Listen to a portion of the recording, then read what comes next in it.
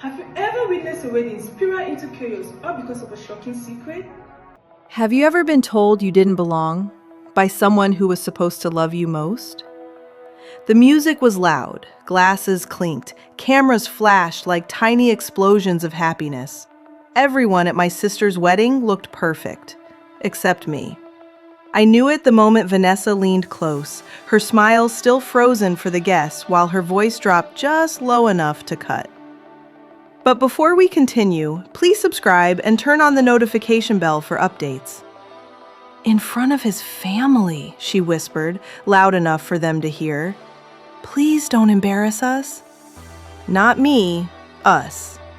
And just like that, every nearby conversation slowed. A few heads turned. Someone stopped recording. I felt dozens of eyes measuring me, deciding who I was without knowing a single thing about me. So I did what I've always done. I stayed quiet. Here's the strange part. This wasn't new. My sister, Vanessa, 26, had always been the center of every room. The charming one, the flawless one, the one people protected. I was Lena, 29, the reliable older sister, the fixer, the person who cleaned messes nobody else even noticed. Growing up, I thought that was love. You protect family, right? You absorb the awkward moments so they shine brighter. But weddings change people. Or maybe they reveal who they've always been. This wedding especially mattered. His family was wealthy, influential, the kind of people who turned private moments into public spectacle. Social media crews floated around the reception, capturing every laugh, every hug, every carefully staged moment of perfection. And Vanessa needed perfection more than happiness. What nobody in that room knew, what I had spent weeks wrestling with, was that I was carrying a secret. One I never wanted to bring into that ballroom. One that could destroy everything she had built in a single sentence. I came anyway because she begged me to come. She said she needed me there. But standing under those lights, hearing her words, I realized something had changed overnight. Across the room, a chair suddenly scraped loudly against the floor. The groom stood up, and when he reached for the microphone, the entire room went silent. Because in that moment, I understood something terrifying. This wedding was no longer under my sister's control. Wait a second. So Lena received messages months ago but stayed silent at the wedding. Why protect Vanessa if something serious is at stake? Something is not adding up here. Every perfect wedding has a secret. The real question is this: who already knows it? A month before the ceremony, I received a message from a number I didn't recognize. No greeting, no explanation, just a single sentence.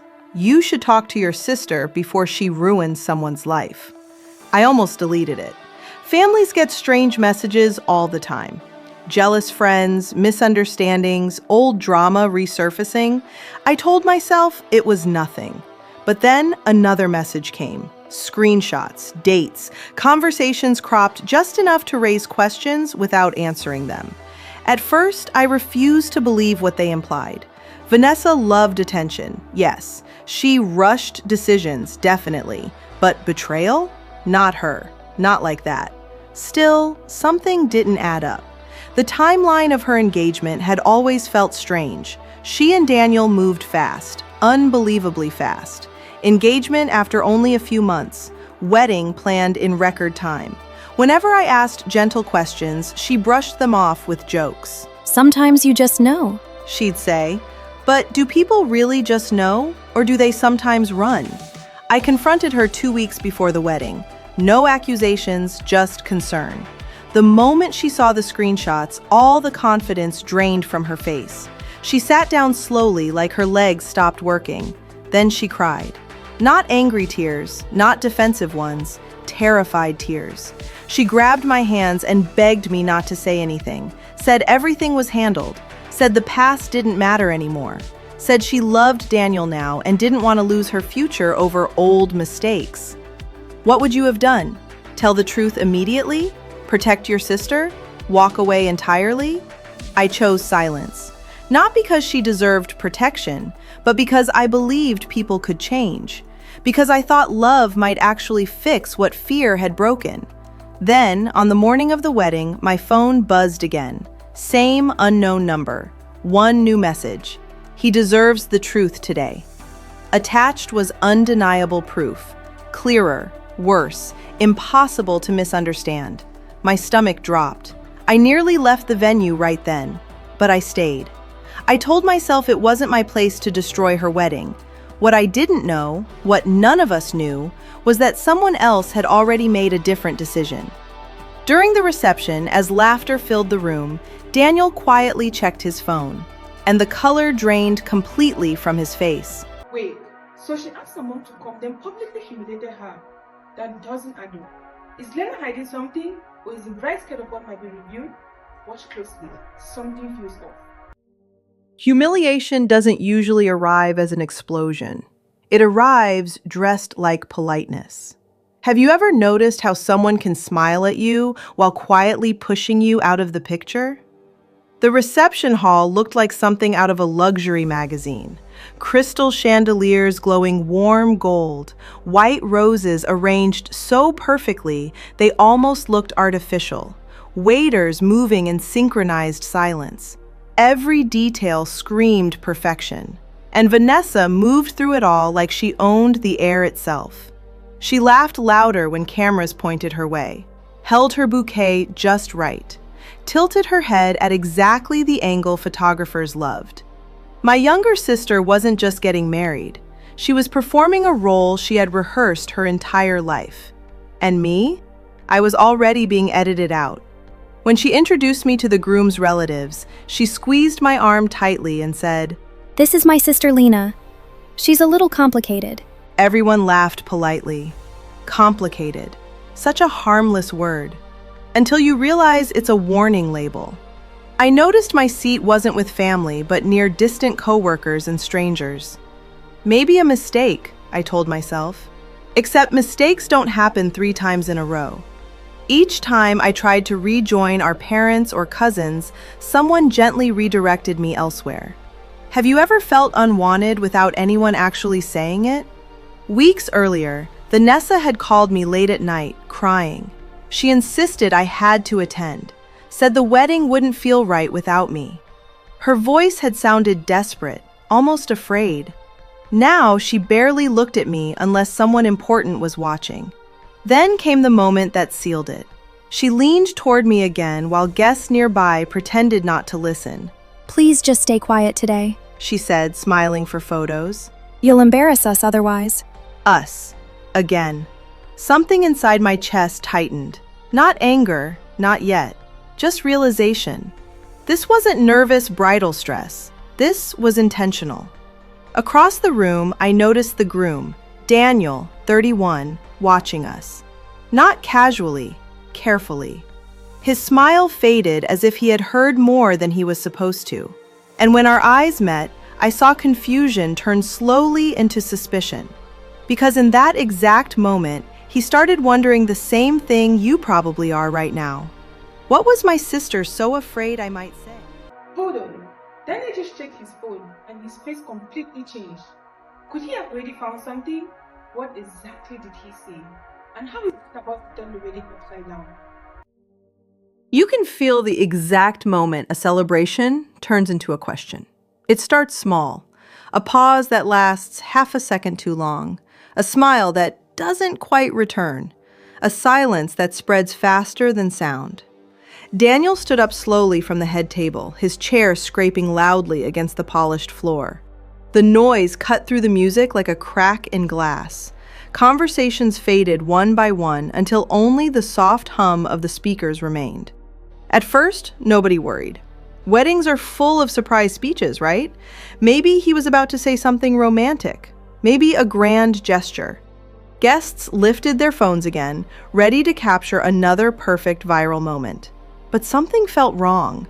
Daniel wasn't smiling. His hand gripped his phone tightly, knuckles pale, while his eyes moved across the room, searching, calculating, almost trying to confirm something he didn't want to believe. And then his gaze landed on me. My stomach dropped instantly. Have you ever felt blamed before anyone actually accused you? That heavy certainty that somehow you're about to become the problem. Vanessa noticed too. I saw her posture stiffen beside him, her laugh stopping mid-breath. She reached for his arm, whispering something through clenched teeth, but he gently stepped away. The band lowered their instruments. Even the photographers hesitated, unsure whether to keep filming. Daniel picked up the microphone. Feedback crackled briefly, loud enough to make several guests flinch. He cleared his throat, forcing a smile that didn't reach his eyes. I just want to thank everyone for being here tonight. He began. Relief rippled through the crowd. Normal speech, safe territory. A few people chuckled again, glasses lifted. Maybe everything would continue as planned. Then he paused, a long pause, too long. His eyes moved back to me. I was told earlier today, He said slowly. that someone here didn't belong at this wedding. The room froze. I felt every heartbeat echo in my ears as whispers began forming around us. Vanessa's face lost color instantly. Daniel raised his phone slightly, the bright screen glowing in the dim reception lights. And then he said the one sentence that shattered the illusion of perfection. But before anyone decides who doesn't belong, I think everyone deserves to know the truth. The truth has a strange way of choosing its own moment. Daniel stood there holding the microphone, his phone still glowing in his hand, and for a second, nobody breathed. Not the guests, not the band, not even Vanessa beside him, whose perfect bridal smile had completely disappeared. You could feel it, that invisible shift when a room realizes it's no longer watching a celebration, but a revelation. He looked first at his parents, then at Vanessa, and finally at me. I was warned He said carefully, his voice steady but heavy. that someone here might embarrass this family today. A few nervous laughs escaped the crowd, unsure whether this was a joke. It turns out, he continued, The person trying to protect everyone from embarrassment was the only honest person in the room. Murmurs spread instantly. Vanessa grabbed his arm, whispering sharply, but he stepped away again, not angry, just certain. Daniel lifted his phone toward the guests. This morning I received messages, He said, proof that parts of this relationship weren't what I believed they were. Overlapping timelines. Conversations that didn't end when I was told they had. Gasps rippled across tables like falling dominoes. Then came the twist no one expected. I already suspected something weeks ago. He admitted. That's why I reached out to Lena. Every head turned toward me. I wanted to know if the person everyone called complicated was actually the only one brave enough to tell the truth. My heart stopped. I hadn't known. Not fully, not like this. He lowered the microphone slightly and said, almost gently, She tried to protect you, Vanessa, even when you didn't deserve it. The irony settled over the room like gravity itself. The sister accused of ruining the wedding had been the one trying to save it. Vanessa's carefully built image cracked in real time. Not because someone attacked her, but because the truth simply stood up and spoke. Daniel placed the microphone back onto its stand. The only person who doesn't belong here He said quietly. is deception. Silence followed, heavy, final. And in that silence, something unexpected happened. For the first time in my life, I wasn't invisible. People looked at me differently, not as the problem, not as the embarrassment, but as someone who chose integrity when silence would have been easier. Maybe that's the real lesson. Sometimes keeping peace creates lies. Sometimes truth feels cruel before it feels freeing. And sometimes the moment meant to humiliate you becomes the moment that finally sets you free. So tell me honestly, if you were standing in my place, would you have stayed silent or grabbed the mic yourself? Who would you trust if the truth was hidden at your own family wedding? Just let me know in the comment section.